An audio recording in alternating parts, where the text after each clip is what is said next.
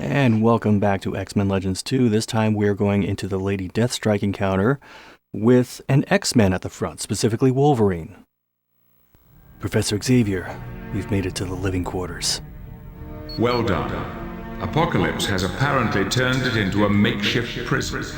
If you do continue on, try to free as many Genoshans from their prisons as you can.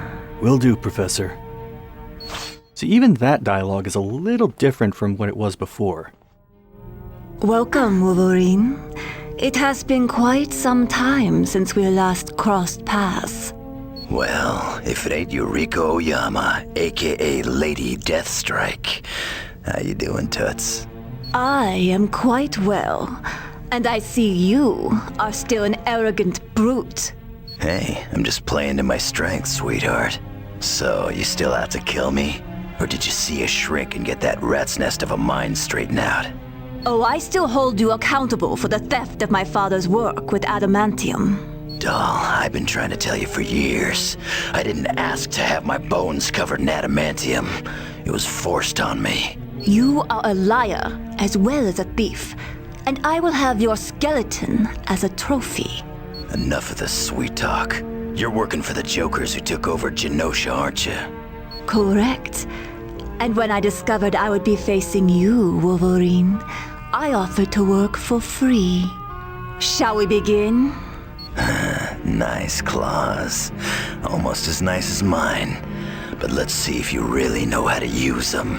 I have trained for years in order to defeat you in battle, Wolverine. I assure you, I will not fail. I get the feeling that whoever wrote the dialogue sequences for these unique interactions had to pare down what they wrote a lot to make it work for the game, because I mean, with some of these characters you could just go on and on and on because there's so much history between them. Like, even someone like me who isn't as knowledgeable about like all the backstory and lore between these characters, I could see like Lady Deathstrike and Wolverine just talking for like half an hour. But as for the fight, as you might expect, Lady Deathstrike is all about physical attacks, so it helps to have some characters who can shoot projectiles and just stay back. And for this fight, I like to have at least one person who can just stand in there and absorb the punishment. Someone like Wolverine, or Juggernaut, or Colossus. Someone who can be a meat shield.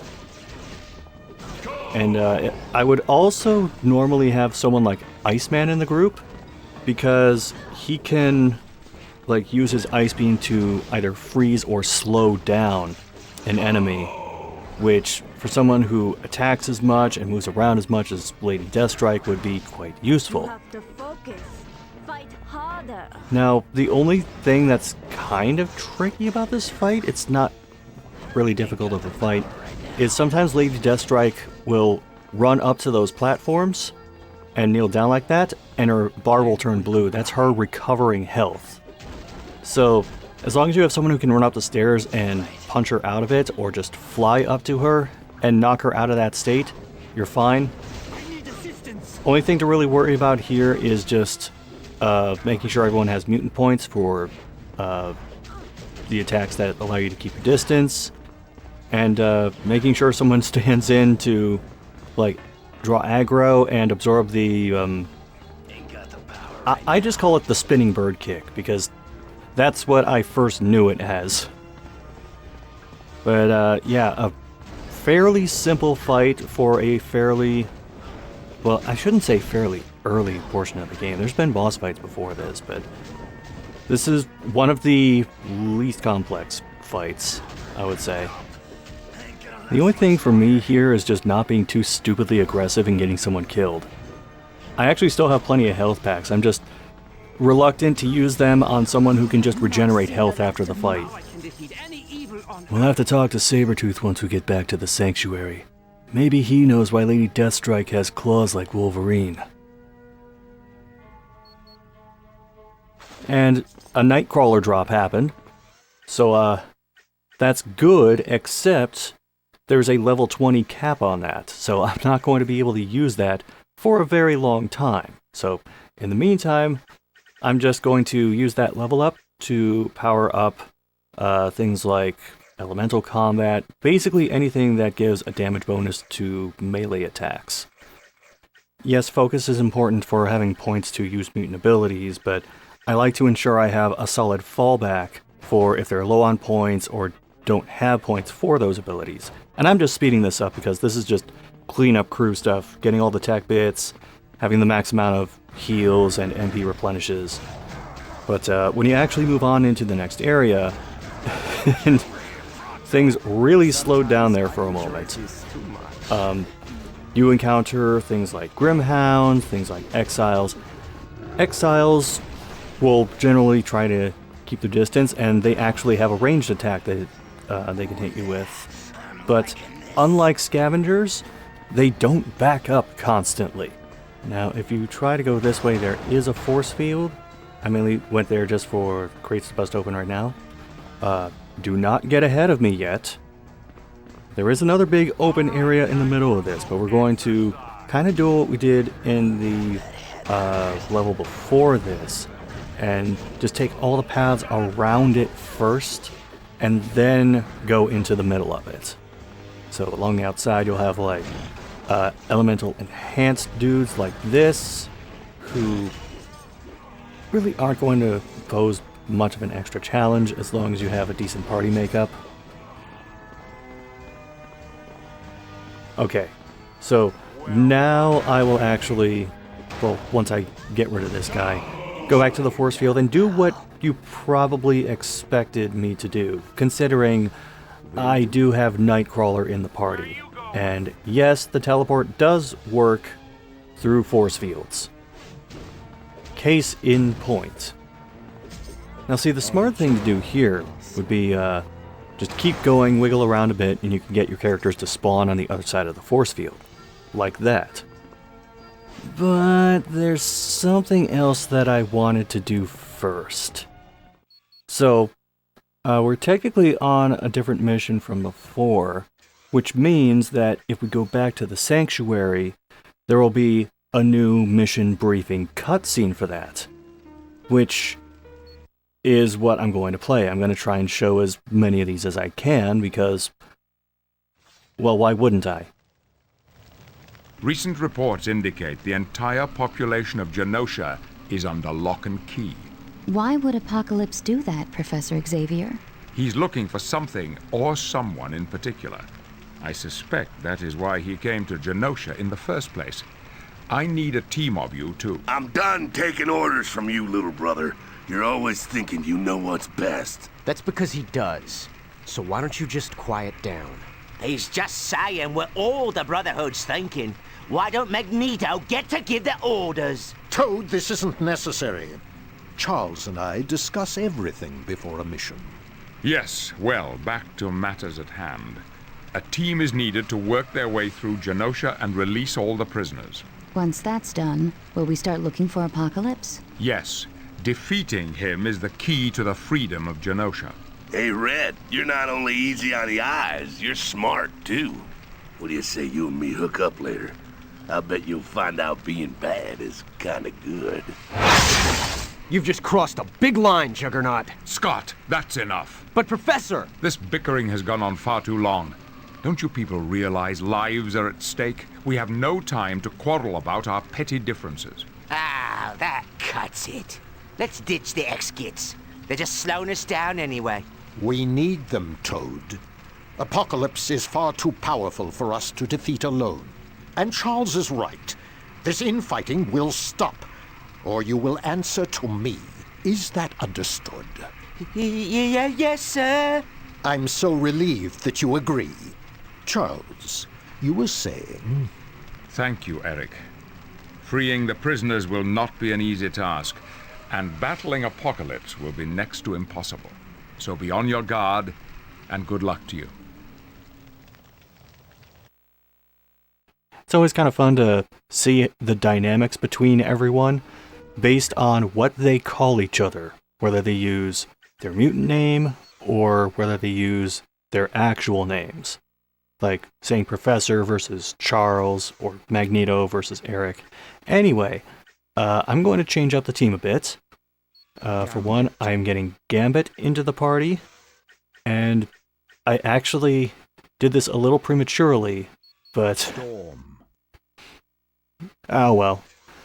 I'm actually not going to have Storm in the party, but since I picked her anyway, might as well distribute some of her stat points and get some of her mutant abilities powered up.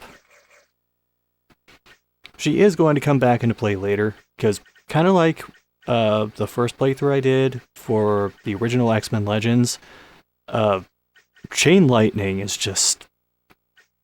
man. There's crowd control, and then there's that. So anyway, Gambits, I'll give him Staff, Mutant Mastery. As you can tell from his stats here, he's one of the more well-rounded characters that we've encountered so far. So, for him, like, I try to balance things out in terms of abilities with everybody, but for Gambit especially. So anyway, Sunfire was the one I wanted to bring back into the group. We'll switch Nightcrawler's costume just for funsies.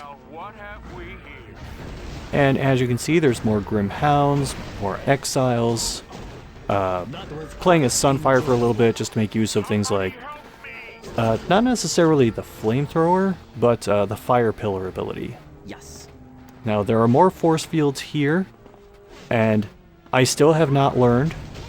You're supposed to use Teleport for that, not Teleport Attack. Because I don't even have that assigned to a button yet. Next time I go through this, I'm going to have to fix that. But Nightcrawler's kind of a fun person to do melee stuff with. Particularly if you, like, put any amount of points into his blade attack. Now you can still do this. So you're supposed to figure out a way through the door and then, you know, whatever, but you can just use Nightcrawler to teleport through it and shut down that force field. I don't know why the camera view for that was so dark. I require more energy. You comply. Now, I was trying to just teleport back through the door, but because of how, like, CPU logic works in this game, and how the game handles a character getting trapped somewhere, you can just switch to a different character and not have to do that. So, the point of doing that was to get access to the side areas, which is where all the Genoshan prisoners are that you're supposed to rescue. And, it's very simple. You just go to the computer, push the button, and everyone ends up freed. This better than Mardi Gras. Sure is, Gambit. Sure is.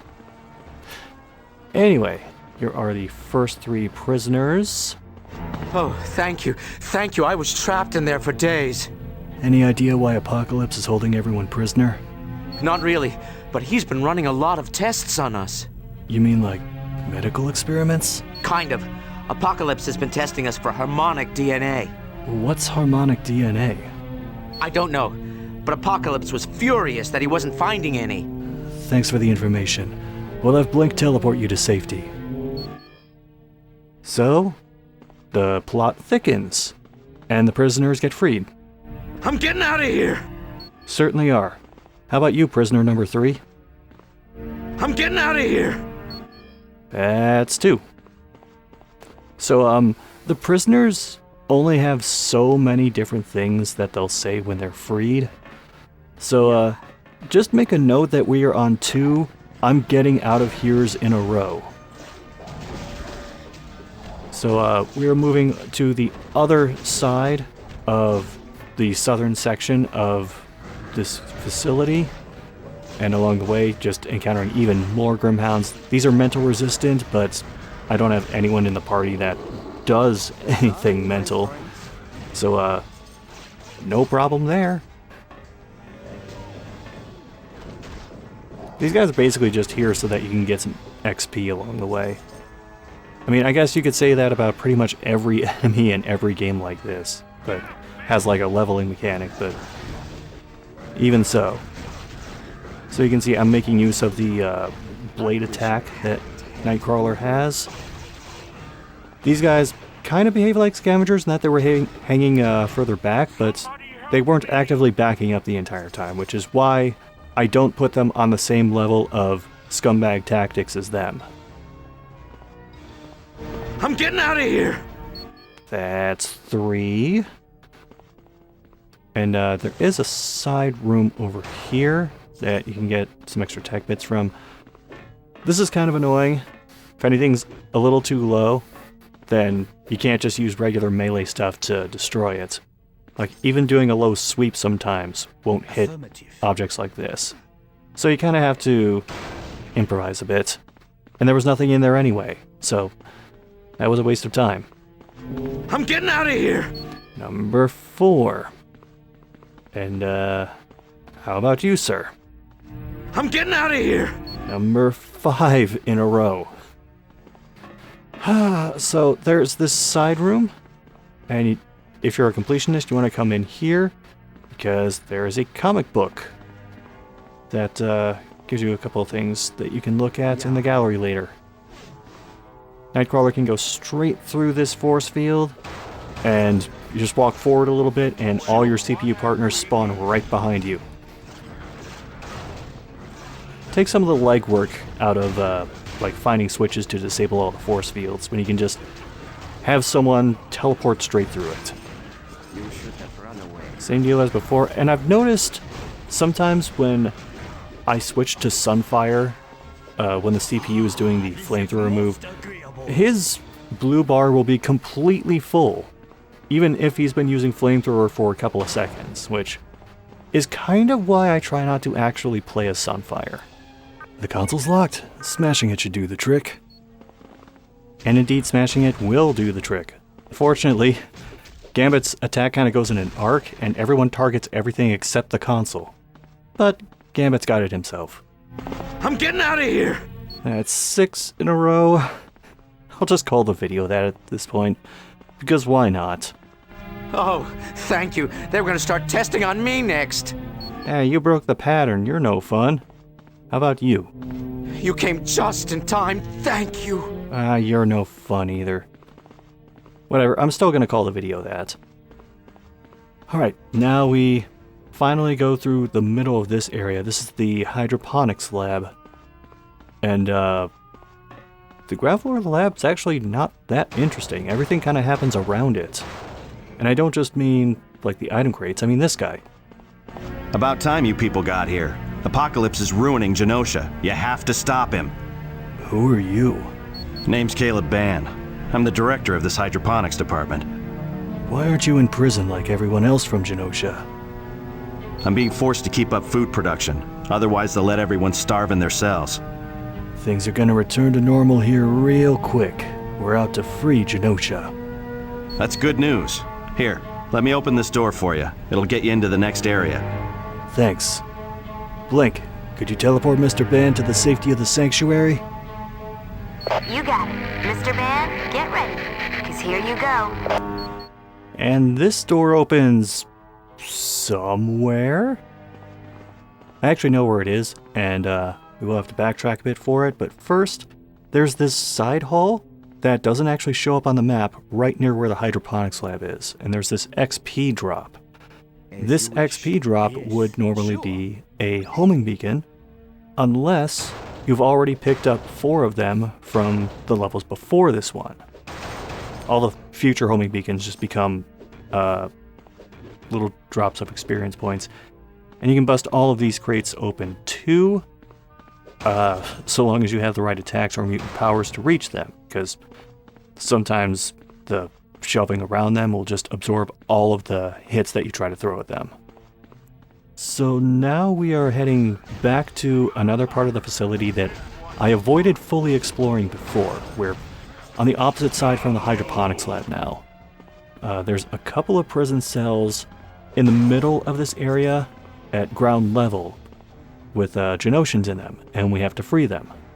However, the switch to those cells is along this back wall, and we're not going to be able to get to them right away for a very familiar reason.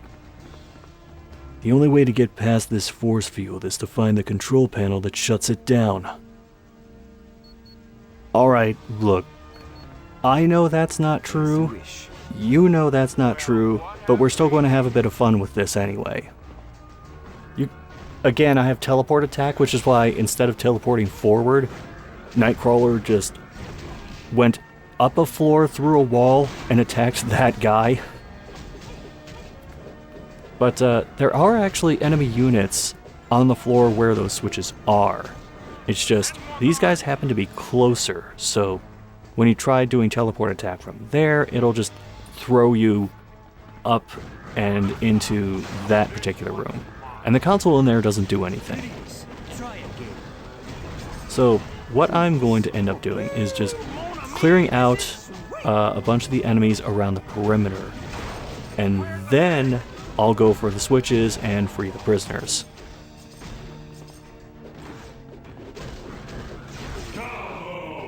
And along the way, just try to pick up a couple of combos if I can. Even though, like, unless you're popping abilities for XP bonuses off of combos, some of them just really aren't worth it to make the extra effort to do. Oh, by the way, that enemy was buffed, but it doesn't even matter now. Okay, so the ground floor is cleared out, and you can see the Genoshan prison cells over here. But now we're going to take this back hall, which is very much like the other one we just went down, because there's going to be a force field at the end of this. But this is where I do the thing that you probably would have expected, from a different angle. Yeah. Look, I gotta mix it up somehow. We can't just have every level be Nightcrawler teleports straight through door / force field / wind wall / whatever. Gotta make it interesting somehow, like how this camera angle is making it interesting. I don't mind when this happens just for a little bit, but it hangs on this camera angle too long, so I'll just teleport straight out of it the way I came. And from here we can just jump down the walkway and free some of the prisoners. I'm getting out of here! That's what I like to hear. What is that, 7 now? 7 out of like 10 or 11? Oh, I can't tell you how glad I am to see you. I can't tell you how glad I am that... Well, actually, I'm not glad that you didn't say I'm getting out of here. Alright, so we've backtracked. I'm going to do a little bit of stat building here. Normal distribution. I went with flamethrower for him, mainly so that the CPU can take advantage of that. Throw a loose piece of equipment or two onto Gambit, because he's going to be hanging out with us for a bit. Moving over to his abilities, give him energy combat, because I'm going to do more hand-to-hand with him. I actually put a point into Berserker Rage for Wolverine, because once you get like a couple of points into that, it can become really useful when you're playing as him. Alright, everything looks good, so that is going to do it for this part. When we get to the next part of X-Men Legends 2, I'm heading to the Northern Plaza, freeing some more prisoners, and encountering a familiar but not so friendly face.